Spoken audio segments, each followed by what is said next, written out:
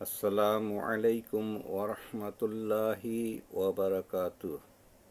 পৃথিবীর সব মা বোনদের এবং বাবুর্চিগণকে জানাইতেছি, আপনারা যারা বাড়ি, হোটেল, রেস্তোরাঁ, মেসে, ডেকোরেটরে রান্না করেন, আপনারা ভুলেও কাঁচামরিচ আস্ত আনাম কোনো রান্নায় দিবেন না।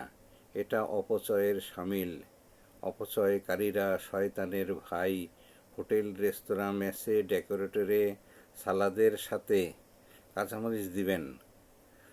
খাবার স্বাদের জন্য গরম মশলা, কাঁচামরিচ, বোম্বাই মরিচ পাটায় পিষে অথবা ব্লান্ডার করে বিরিয়ানি, তেহারি, খিচুড়ি তরকারিতে দিয়া রান্না করিবেন। ইনশাআল্লাহ খাবার খুব স্বাদের হইবে।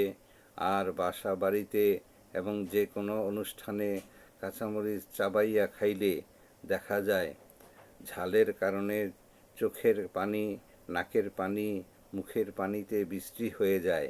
অতএব বাসাবাড়িতে উপরে উল্লেখিত নিয়মে রান্নার পরেও যাদের ঝাল কম হয়, তাহলে কাঁচামরিচ, বোম্বাই মরিচ একত্রে পাটায় পিষে অথবা ব্লেন্ডার করে ফ্রিজে রেখে অল্প অল্প পরিমাণ বড়রাও খাবেন, ছোটদেরও খাওয়ার অভ্যাস করিবেন।